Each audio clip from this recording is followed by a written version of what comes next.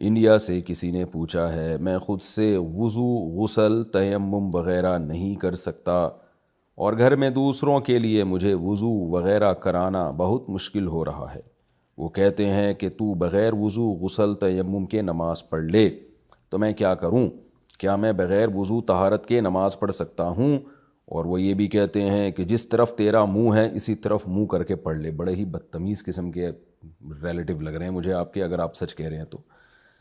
اپنے ریلیٹو، اپنے خونی رشتوں کو بیماری میں ایسے لاوارث نہیں چھوڑنا چاہیے، یہ بہت سخت گناہ کا ذریعہ ہے، یہ قطع رحمی میں آتا ہے۔ اگر کوئی پیشنٹ ایسا ہے کہ بیچارے سے وضو نہیں ہو رہا، تو اس کے بھائی، بہن، والد، والدہ یا اس کے کوئی بھی ریلیٹو ہیں، جتنے قریب ترین رشتہ دار ہوں گے ان کا حق زیادہ ہوگا۔ بھائی نہیں ہے تو کزن آ جاتے ہیں پھر، تو ان پر یہ شرعاً لازم ہے کہ وہ ایسے پیشنٹ کی خدمت کریں، بے یار و مددگار نہ چھوڑ دیں اس کو اگر واش روم میں استنجا کی ضرورت ہے تو وہ کوئی اس کا قریبی محرم اس کا استنجا کرائے اس کو۔ لوگ پیشنٹ کے ساتھ کیا کرتے ہیں، 24 گھنٹے تک کے لیے پیمپر پہنا دیتے ہیں اس کو۔ آج ہماری سوسائٹی بس اخلاق نام کے رہ گئے، باقی سارا وہی کلچر آ رہا ہے جو گوروں کا ہے۔ وہاں پھر بھی ہسپتالوں میں نرس کیئر کر لیتی ہے، یہاں تو نرسیں بھی نہیں ہیں۔ تو شریعت نے نرسوں کو نہیں، شریعت نے قریبی رشتہ داروں پر واجب کیا ہے کہ آپ اس کی کیئر کرو گے، آپ اس کا خیال کرو گے۔ ہاں کسی کے پاس کوئی بہت ہی مصروف ہے کمانے میں، اس کو قحط کا خطرہ ہے، تو پھر ٹھیک ہے، کوئی ملازم رکھا جا سکتا ہے، تو مجبوری کے حکام الگ ہوتے ہیں۔ نارملی تو یہ قریبی رشتوں پر لازم ہوتا ہے۔ آپ کے والد بیمار ہو گئے، آپ کی والدہ بیمار ہو گئی، تو اولاد پر لازم ہے کہ وہ ان کی کیئر کرے، تو ان کی صفائی کا خیال کرے، طہارت کا خیال کرے۔ تو اس لیے آپ کے قریبی رشتہ داروں پر شرعاً یہ لازم ہے کہ وہ آپ کی طہارت اور صفائی کا خیال کریں۔ ہاں یہ ضرور ہے کہ نماز کے وقت میں آپ کو وہ وضو کرائیں اور دو نمازیں اکٹھی پڑھا دیں۔ دو نمازیں اکٹھی کا کیا مطلب ہے؟ جیسے فرض کریں دوپہر 4:30 بجے ظہر کا وقت ختم ہو رہا ہے اور عصر کا شروع ہو رہا ہے، تو وہ ایسے کرا دیں کہ آپ کو بالکل آخری ٹائم پہ وضو کرائیں اور چارپائی آپ کی موڑ دیں قبلے کی طرف۔ آپ اس میں کیا کریں گے بھائی، 4:30 سے تھوڑی دیر پہلے آپ نے عصر پڑھ لی اور 1-2 منٹ کے بعد ظہر پڑھ لی، اور 1-2 منٹ کے بعد آپ عصر کا وقت شروع ہوا تو عصر پڑھ لیا آپ نے۔ تو نبی صلی اللہ علیہ وسلم نے اسی طرح معذور کو حکم دیا اور فرمایا کہ اس طریقے سے تم تجمعین بین الصلاتین، کہ اس طرح سے تم نمازوں کو جمع کر لو گے۔ تو اس طرح عذر میں نماز جمع کی جا سکتی ہے، یعنی ایک ہی وضو کیا اور استنجا کرا دیا اور اسی وضو سے ظہر پڑھتے ہی عصر پڑھ لیا آپ نے، کیونکہ دونوں کا ٹائم ساتھ ساتھ۔ مغرب عشاء میں بھی ایسے ہی کر لیں، مغرب کو ڈیلے کریں عشاء کے وقت کے قریب تک، وضو کر کے 3 فرض پڑھے مغرب کے، اور تھوڑی دیر میں عشاء کا وقت داخل ہوا تو فوراً عشاء بھی پڑھ لی اور وطر بھی پڑھ لی اسی کے ساتھ۔ سنتیں چھوڑ دیں آپ ایسی مجبوری میں۔ تو اس طرح سے گھر والوں کو کیا ہوگا، 3 ٹائم آپ کی طہارت کا خیال کرنا پڑے گا، فجر میں اور ظہر عصر ملا کے اور مغرب عشاء اس طرح سے ملا کے۔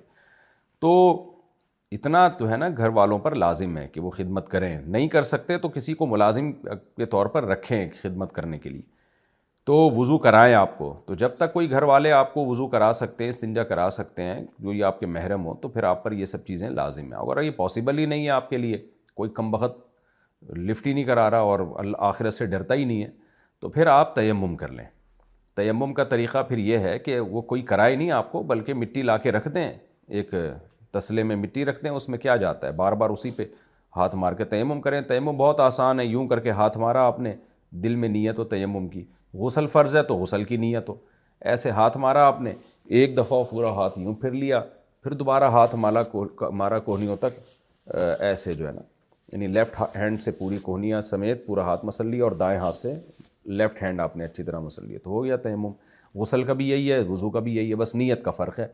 تیمم میں وضو میں نیت وضو کی کر لیں اور غسل میں نیت غسل کی کر لیں۔ تو اور ناپاکی دور کرنا ممکن ہو تو کر لیں، نہیں کرنا ممکن ہو تو پھر مجبوری ہے، جتنا کپڑے سے صاف کر سکتے ہیں اس طرح سے کر لیں۔ تو اس طرح سے نماز پڑھیں آپ۔ اور اگر کوئی کم بخت ایسا ہے کہ جو مٹی بھی لا کے رکھنے کے لیے تیار نہیں ہے، آپ کے پاس کوئی گرد و غبار بھی نہیں ہے، تو پھر نماز جو ہے نا وضو اور تیمم کے بغیر نہیں ہوتی۔ وضو ہے، پانی نہیں ہے یا پانی پر قدرتی نہیں ہے تو پھر تیمم ہے، وہ بھی نہیں ہے تو پھر ایسے نماز نہیں ہوتی۔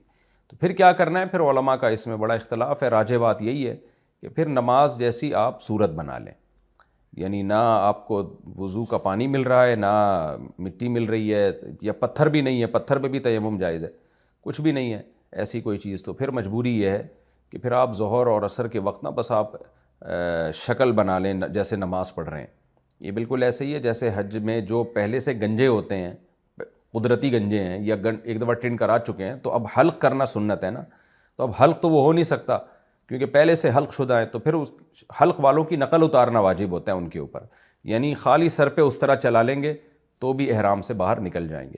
تو یہاں سے فقہا نے قیاس کیا ہے کہ جس کے پاس نہ وضو کا پانی ہے، نہ مٹی ہے، کوئی پتھر بھی نہیں ہے جس پہ تیمم کر سکے، جس کو فاقد الطہورین کہا جاتا ہے، فاقد الطہورین، تو ایسا شخص پھر نماز تو نہیں پڑھے گا کیونکہ نماز تو طہارت کے بغیر ہوتی نہیں ہے، تو لیکن نمازیوں جیسی صورت بنا لے گا وہ۔